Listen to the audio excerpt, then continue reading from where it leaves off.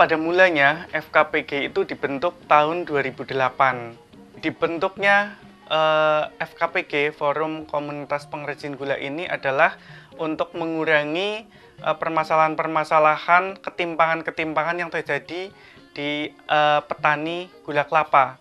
Tidak ada nilai tawar harga terhadap pengepul. Kemudian harga tidak stabil, tidak adanya jaminan sosial.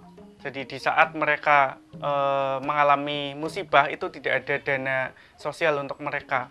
Kemudian gula di Banyumas ini juga dianggap jelek oleh konsumen di luar sana. Sehingga kami dengan LSM LPP Selha bagaimana mengurangi permasalahan-permasalahan tersebut. Sehingga dibentuklah FKPG.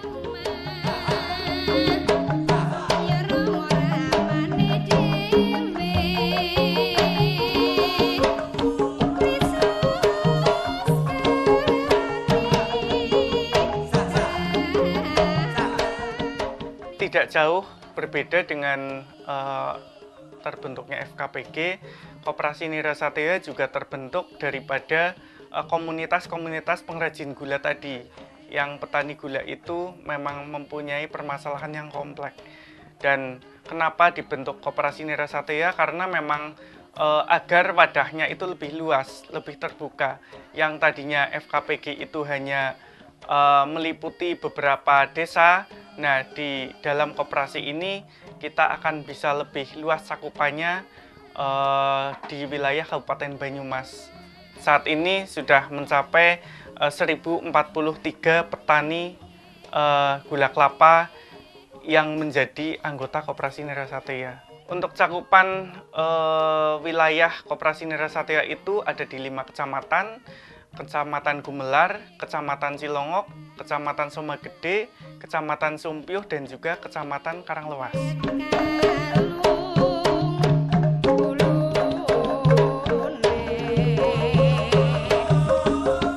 Pada tahun 2008 yang lalu, itu di wilayah Kabupaten Banyumas ini, para petani itu masih menciptakan atau membuat produk gula cetak yang gula cetak itu masuknya adalah ke pabrik-pabrik kecap, dan harganya juga murah karena memang tidak terjamin kualitasnya. Untuk itu perpindahan dari gula cetak ke gula semut ini memang diharapkan dari bentuknya itu sudah berubah, sudah ada inovasi produknya. Gula semut itu memang terlihat seperti pasir, terlihat seperti sarang semut, dan di situ akan terlihat oleh konsumen bahwa sudah terlihat bersih.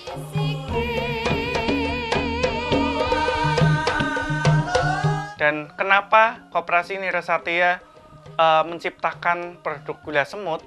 Itu karena gula semut itu mudah untuk dikonsumsi, kemudian pasarnya juga luas, kemudian lebih sehat.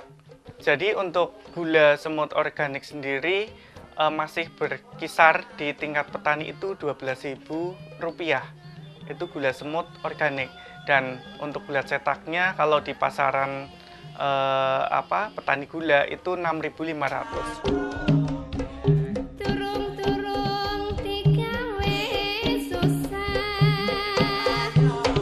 Pemasaran gula semut organik di Koperasi Nirasatya ini lebih banyak itu untuk pasar luar negeri. Itu diantaranya ke Eropa, Amerika, kemudian Jepang. Kalau untuk domestiknya, kita itu ke Jakarta dan juga ke Bali. Permintaan pasar di luar negeri sana itu cukup banyak karena mencapai 200 ton per bulan. Akan tapi saat ini koperasi baru bisa menyediakan itu baru 80 ton per bulan, sehingga masih ada peluang pasar yang cukup besar. Dan saat ini Koperasi Nira Satria mencoba untuk memperluas wilayah guna untuk memenuhi kebutuhan pasar luar negeri dan domestik.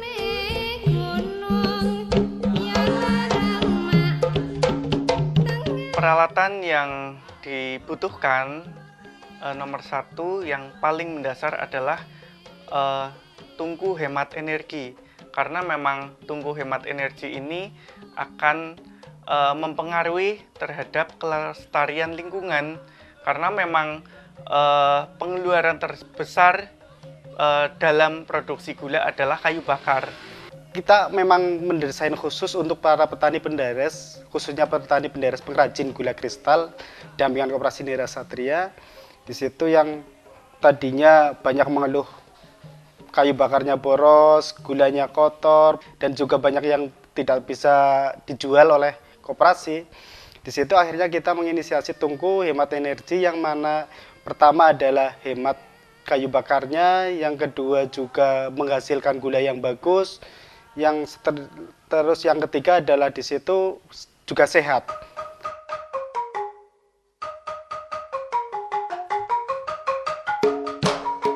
Bahan baku yang dibutuhkan untuk pembuatan tungku hemat energi adalah semen, pasir, batu bata, abu batu, besi rol, gerabah untuk ruang bakar, gerabah untuk cerobong.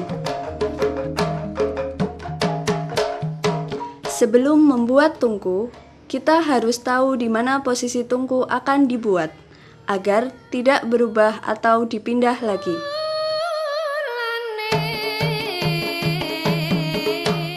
Siapkan semen, pasir, dan batu bata secukupnya sebagai bahan baku pembuatan tungku.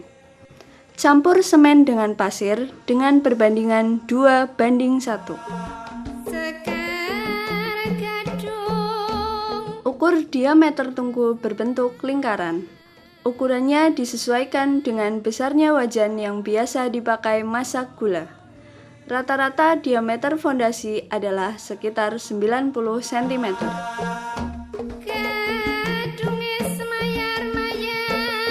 Di bagian depan fondasi tungku, tambahkan pula lubang sepanjang 80 cm dan lebar 20 cm.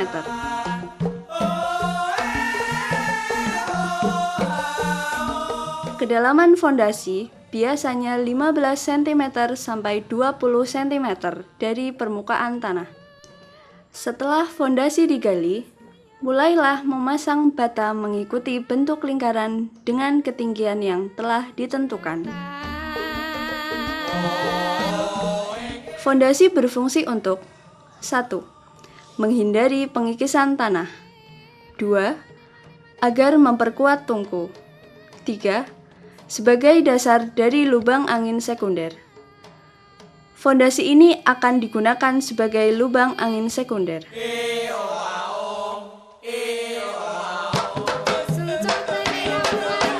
Susun bata memanjang dari sisi belakang tungku hingga ke sisi depan.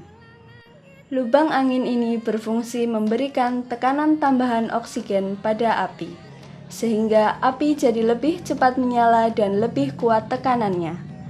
Hal ini menyebabkan proses pembakaran menjadi lebih hemat energi dan tentunya menghemat kayu bakar. Letakkan batu bata dalam posisi melintang di atas lubang angin yang sudah dibuat. Susun bata dalam posisi agak renggang. Jangan terlalu rapat sehingga angin dapat masuk dari bawah, tapi jangan terlalu renggang karena nanti akan banyak abu yang jatuh ke dalam lubang angin. Lapisi dinding lubang angin dengan semen agar kuat. Setelah itu, isi sisi kiri kanan lubang angin dengan batu bata dan pasir hingga rata dengan permukaan tanah. Setelah itu, tinggikan dinding tungku sebanyak 1 bata dan Lapisi sisi dalam dengan semen sehingga rata dengan permukaan tanah. Tinggikan dinding tungku dengan menggunakan bata berbentuk lingkaran secukupnya. Pasang besi roll di sisi depan tungku, tepat di atas lubang angin sekunder. Plat besi ini berfungsi sebagai lubang masuk kayu bakar dan akan membantu proses mengeringkan kayu bakar yang kondisinya masih basah. Ukuran plat besi lubang kayu bakar disesuaikan dengan besarnya ukuran ruang kayu bakar yang akan digunakan. Dalam hal ini, ukuran yang digunakan adalah plat dengan diameter 18 cm. Setelah plat terpasang, tinggikan sisi tungku sebanyak 3 bata hingga plat besi dikelilingi oleh bata.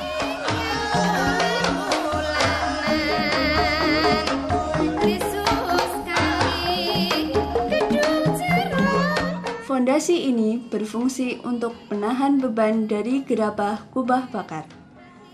Dengan adanya fondasi ini, maka gerabah kubah bakar tidak akan mudah runtuh dan rusak. Fondasi ini juga akan berfungsi sebagai ruang bakar.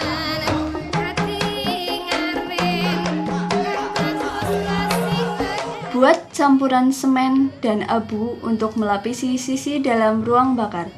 Campuran semen dan abu dipercaya bagus untuk sisi dalam pembuatan tungku, karena abu lebih bagus untuk menghantarkan panas dan lebih tahan panas, sehingga tidak mudah retak-retak daripada campuran semen dan pasir. Dengan demikian, panas dari tungku akan terkumpul dan tersalurkan dengan baik ke wajan.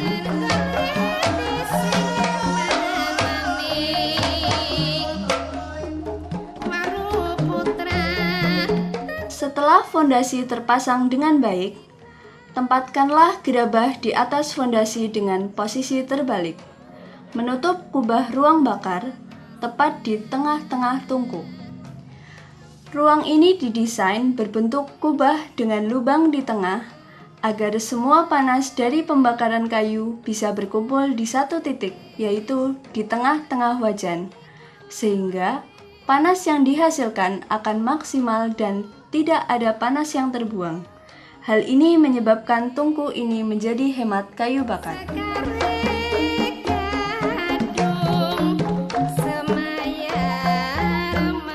Tinggikan dinding tungku dengan menggunakan bata berbentuk lingkaran, sehingga rata dengan puncak gerabah atau ruang bakar. Rata-rata ketinggian tungku yang umum adalah 50 cm dari fondasi. Jangan lupa untuk membuat lubang cerobong asap di bagian belakang tungku, sejajar dan tepat di atas lubang kayu bakar serta lubang angin sekunder.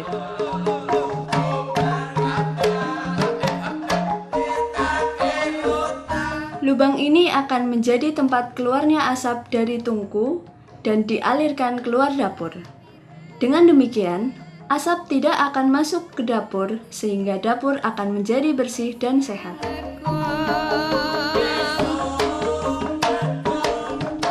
Setelah tinggi tungku dianggap cukup, letakkan wajan di atas tungku. Lalu ukur ketinggian dasar tungku dengan fondasi kubah yang telah dibuat. Idealnya, dasar wajan bisa tepat berada di tengah-tengah tungku. Bila masih ada rongga antara wajan dengan tungku, segera tambah lubang tersebut sehingga benar-benar pas dengan tungku. Dengan demikian, tidak ada panas yang terbuang percuma.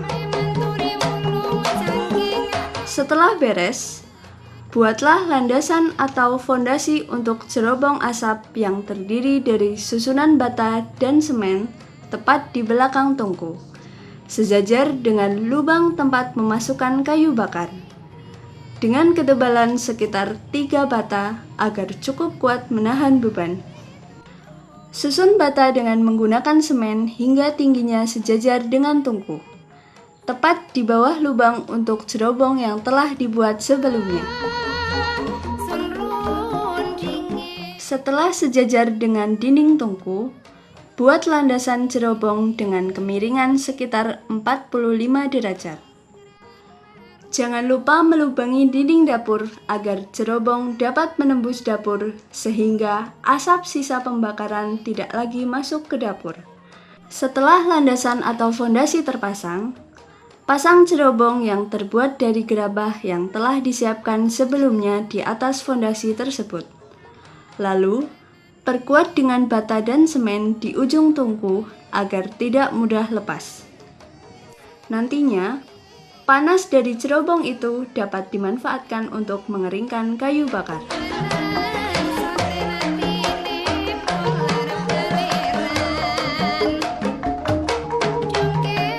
Langkah selanjutnya adalah kembali memasang wajan di atas tungku. Untuk melihat apakah wajan sudah benar-benar pas dengan tungku, bila masih ada rongga di antara wajan dengan tungku, segera tambah lubang tersebut sehingga benar-benar pas dengan tungku. Dengan demikian, tidak ada panas yang terbuang percuma. Merapikan sisi luar tungku dengan campuran semen dan pasir hingga menjadi rapi.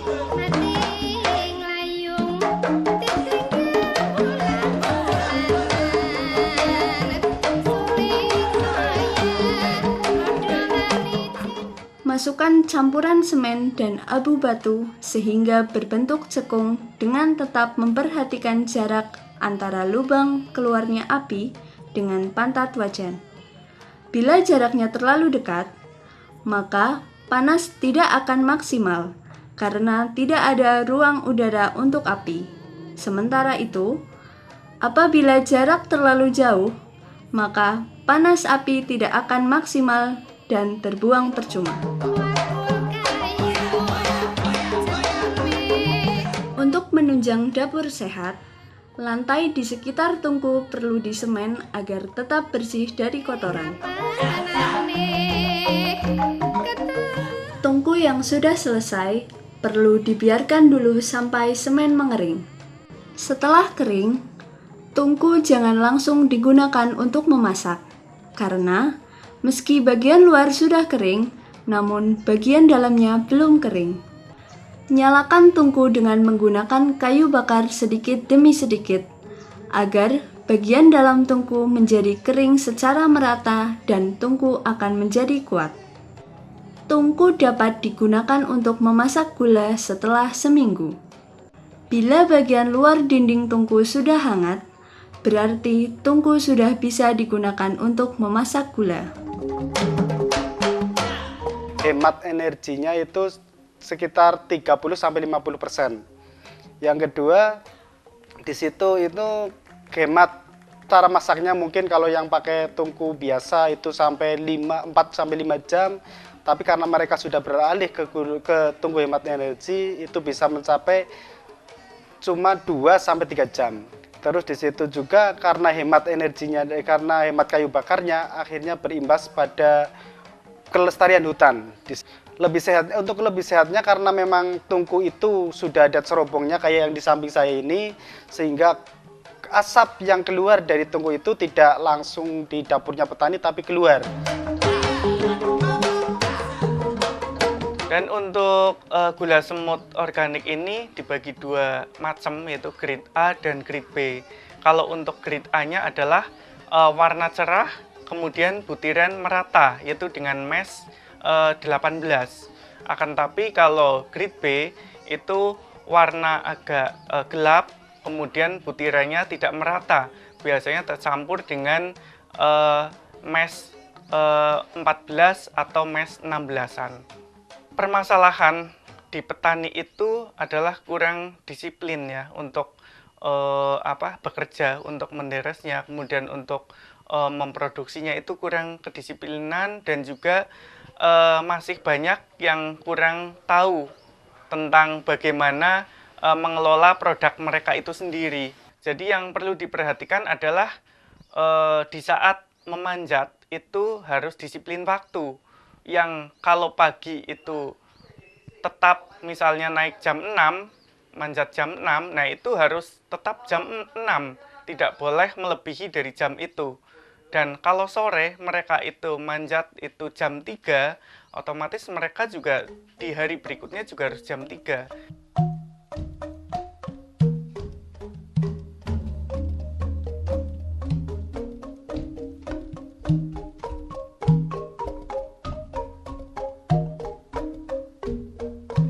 Tahapan memasak nira. Memanaskan tungku.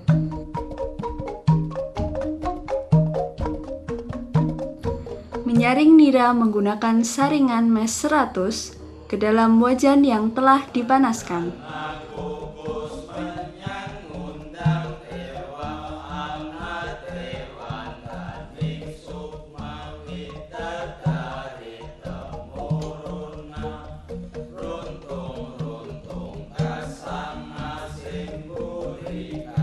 Setelah panas dan mengeluarkan busa, tambahkan 1 sendok minyak kelapa agar busanya hilang.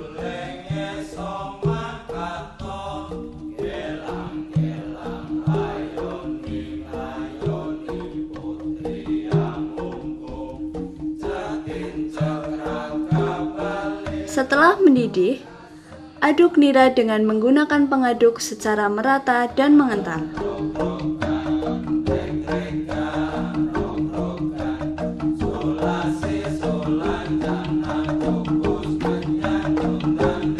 Setelah mengental dan matang, angkat wajan dari tungku.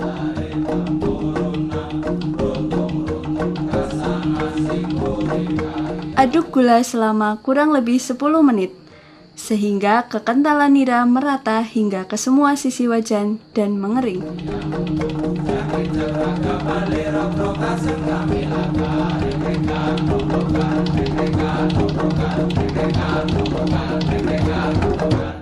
Haluskan gula dengan menggunakan batok kelapa hingga gula hancur menjadi serbuk atau digusar.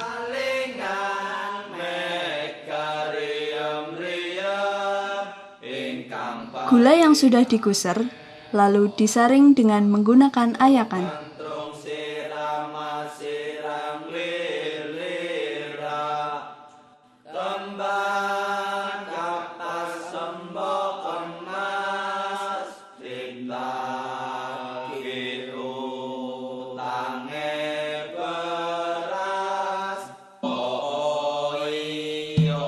Jadi kadang petani itu tidak memperhatikan kebersihan daripada saprodi dan akhirnya mempengaruhi kualitas gula.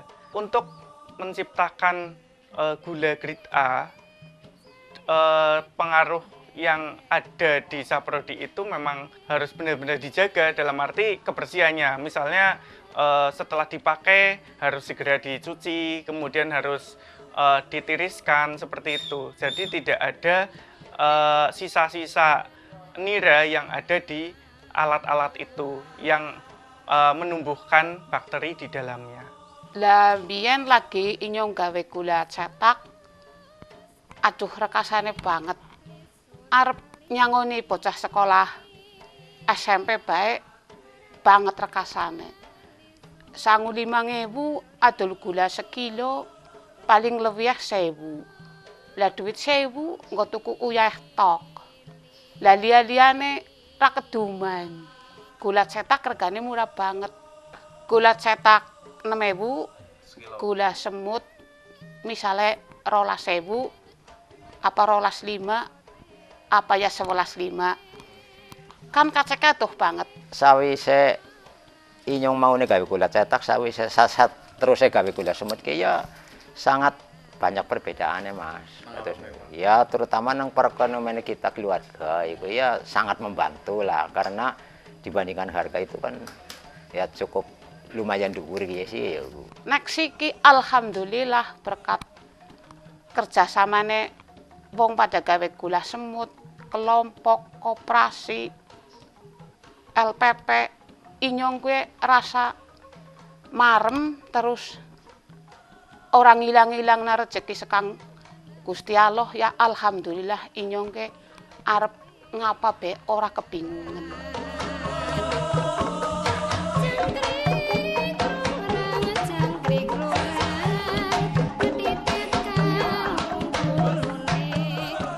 Ya, jadi kalau menurut pengamatan saya bahwa masyarakat di Indonesia ataupun di luar negeri nantinya itu akan benar-benar memerlukan produk makanan yang sehat. Dan tentunya kalau di gula kelapa ini untuk pemanis atau untuk memasak, mereka akan cenderung memilih gula semut organik karena mudah dipakai dan tidak mempengaruhi orang yang menderita diabetes. Modal pertama kuwi telaten karo jujur. Dalam arti telaten satu sepisan ping dorong dadi ya telateni. Lah kejujuranane kuwi margane gula organik kuwi kudu bersih iku. Kok ora kena duwe keniatan nyampuri apa-apa kudu jan bener-bener jujur ya Mas. Supaya engko hasilnya maksimal ya. Kalau harapan saya di Koperasi Nirasatria, saya berharap Koperasi Nirasatria kedepannya itu dapat benar-benar mewujudkan keinginan daripada petani penderes untuk bisa lebih sejahtera, kemudian bekerja lebih nyaman dengan adanya asuransi komunitas, kemudian juga petani gula kelapa akan lebih sejahtera dan berdaulat.